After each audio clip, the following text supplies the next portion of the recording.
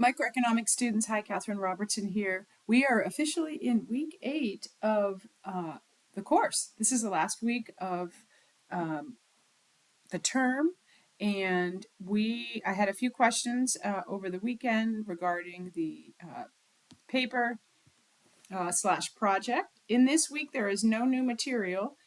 You have your paper submission and you have your final exam. I will talk about the paper first and then I will talk about the exam. Okay, so again, everything is due for this course by the end of the week, which is 5:30. And if you are struggling or have any questions, remember you can always reach out to me via email, crobertson@ec3pa.org, or via text, 814-490-6473. Okay, so the project, um, there are a lot of ways that you can kind of assess a company. And really, for this class, we're looking through the lens of microeconomics and as kind of our focal point for the paper. And your paper, I'm looking for a 2 to 3 page paper, and I have three page minimum. However, I am negating the PowerPoint section of it. So remember that, no PowerPoint. You're just doing a paper for this course, so that is one thing that will be lighten your load a little bit this week. Okay, and so the purpose of the project is to look for a company, or hopefully you've already found a company. If you are still waiting on a little bit of information from me, the easiest thing to do is find a publicly traded company, but you are also welcome to use a company that you know well, a company you work for or have worked for in the past, or maybe a family business that you know a lot about. And really, you are just going to reflect on that company. And if you're using a company that you need to research over the internet, you're going to really look at their operations in microeconomic terms. So there are multiple things that you can look at. Again, 3 pages, you aren't going to hit all of these things. And so, you're going to look at maybe pick a couple of these things, right? Look at the technology that the firm has. Collect some information. If it's a firm that is heavy on like labor intensive firm, they are what would be something that you could talk about? It might be talking about how easy is it for them to get folks that are qualified to work for them. And so that's a huge component of their costs and also of their risk, right? If it's a labor intensive type industry that they are in, that is one of their variables that is something they need to manage. Are they able to find good folks to work for them in the industry? If it's a company that is heavily reliant on raw materials, are there raw materials things that are available here in the US, or do they have to import a lot of their raw materials? And what types of raw materials? Do each of the raw materials have their own set of factors that might make their pricing or availability variable or volatile even? And so all of those things are things that firms would think about when they are thinking about their cost structure. They're thinking about making their plans, right? Their short-term and long-term plans. And so you could discuss any of those items. Again, if you need further help in this area, you can either refer back to the different chapters that talk about, for instance, the firm's costs, right? So this is kind of an area, it's kind of like wide open for your interpretation. So maybe that's the part that you really want to focus on. And you also, a thing that you could talk about is where does the firm compete? Like, talk about the competitors. Are there a lot of competitors? Are they in a perfectly competitive marketplace where they are price takers? They don't have much room really.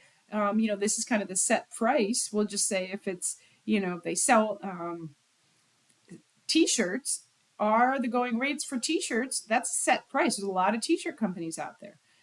And if they are selling t-shirts, what are the materials they need? And what is the technology out there from like an assembly line standpoint or from a manufacturing standpoint?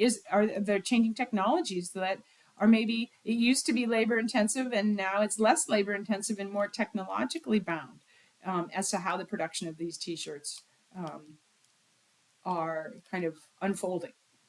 And so looking at your company and kind of dissecting it within the terms of the environment, right? Is it maybe a branded type t-shirt? We'll stick with the t-shirts. And how are they kind of protecting their brand? Are they in a monopolistically competitive marketplace where they aren't necessarily a price taker, but how do they protect their brand so they can justify their price? And what's the reasoning behind that? And again, even if you were doing the same company, I might have two or three students doing the same company, you're going to have different reflections. That's really, there is a lot of room there for you to think about how the company is positioned within its industry and to think about factors. And this kind of all ties in. What are some of the factors that influence the pricing of a firm? If you're looking at a company that maybe sells produce, right? Are there factors relating to, do they mostly use U.S. Farms, or do they import their, all their fruits and vegetables that they then send out? Or where are their, if you think about a company like Starbucks, they import a lot of their coffee beans. They have a very specific strategy where they go out and they find, say, a coffee bean grower in another country, we'll say Guatemala, and their structure is, in order to protect a specific type of coffee that they have and that they use and that they charge more than the normal cup of coffee. And so, but they have discerning customers. The customers expect to have a very high level of coffee flavor, the coffee experience. So one of the things that Starbucks does is, if they find a really good farm or a really good grower or a really great bean, they set up a situation where they monopolize that grower or that bean, and they say you can't sell to anybody else. You can only sell to Starbucks. So that protects not only their brand, but it protects it prevents competitors from utilizing this same farm, these same beans. And so that would be something that you could talk about if Starbucks was the company that you chose. And so that might be something. Again, it's only 3-page minimum, 3 to 4 pages total. You're not going to talk about everything related to the company. So you're going to pick a couple things. And then something that you could kind of weave into your paper is, what would be some things that you would suggest maybe? And so this is like kind of the fun part of the paper. You can't really get it wrong. But like, what might be something that your company, say you chose Starbucks, what would be a change maybe that you could see that might help them or increase profits, or would be a cost saving strategy in their industry, or a product specific? Is there something that they could do if they're in a perfectly competitive marketplace to cut their costs down? Right? Would maybe they want to move their businesses back here to the U.S. with all the pending tariffs that are out and about, and they could have a U.S. based company, and then they could use that U.S. production as part of their marketing strategy. And so they could market that, and so maybe their costs, their product would be a little bit more expensive than products that are coming from out of the country. But that's something that we as U.S. citizens like to see. We like to see that a company is based here in the United States. And what else does that do for the company? That cuts down some of the risk of importing their natural resources, any type of resource that they would need, or an input. There's one. They don't have to ship it from another country. They don't have to rely on transportation or a supply chain, complicated supply chain. And so any of those things you could reflect on. And maybe there's some new technologies out there that are changing the shape of a certain industry. And how does your company, can you find anything about if they're utilizing those new technologies? And if they aren't, that might be a recommendation that you would have for a company. And, we see a lot of changing technologies out there, such as AI. Maybe that's something you would want to recommend to, you would want to recommend for your company, how to kind of harness some of the new phases of AI for your company, or how your company might do that in order to save costs, or in order to maybe edge out competitors that are in their industry.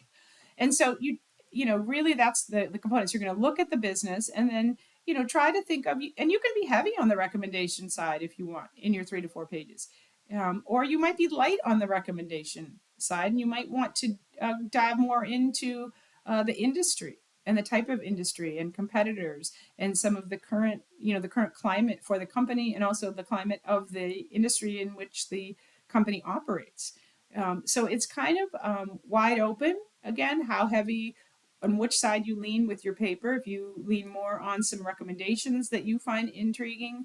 And really, it's about you thinking and digesting things in this microeconomic mindset. And hopefully, this answers some of your questions.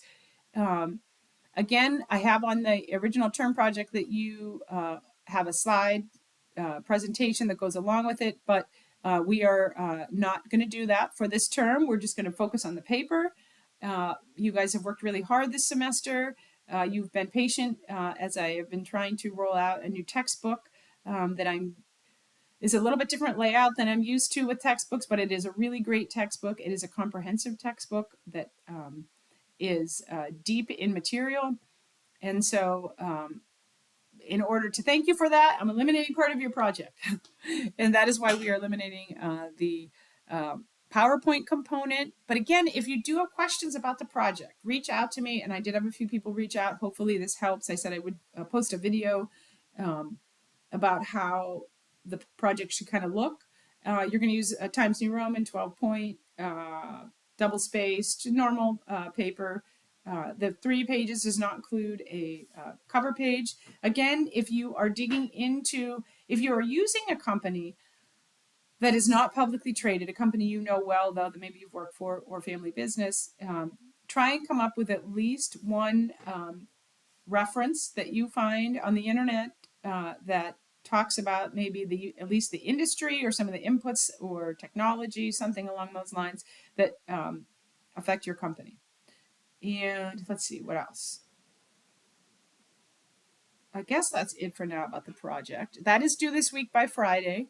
And then the other thing that is due is the final exam, chapters 5 and then 7 through 13. So the second part of the course. It's very similar to the midterm, except for their short answer and multiple choice. The multiple choice, some of you did not like that it was all multiple choice, so it is about half multiple choice, half short answer. And the multiple choice are worth less points each, so that you are not finding yourself in a situation where you miss a few and then you kind of are further down the line, right, with your grade. And so, and now that I'm looking at the final exam, I think the point totals, I kind of have, I'll have to revamp the point total in the exam. However, there are 25 multiple choice there for you, and so they're worth 2 points each. I had originally that your short answer are worth 5 points each, but that only gives you 75 points. So your short answer are actually worth 10 points each. I will make that correction. So the exam is the same length, multiple choice 2 points each, short answer 10 points each. So you do not want to leave out the short answer. They are worth 10 points each, and so that is half of the exam. There's also a bonus point, that is bonus question that is still only worth up to 5 points, but your short answer are worth 10 points each, so you do not want to leave any of those out. And that is the final exam. Again, if you have questions about that, please reach out to me. crobertson@ec3pa.org or 814-490-6473. Shoot me a text. I plan to be on campus a little bit each day this week, and I will be on campus all day Friday. You can also stop in if you are looking for help with the structure of your paper and talk to Mary Howells in the library. She knows most of my projects pretty well, and she can help you work on the paper too. You can also set up a video with me at a time that works for you, a virtual chat. We could do a FaceTime or something like that. But you guys have put in a lot of hard work this term, and this is it. We're closing out this week.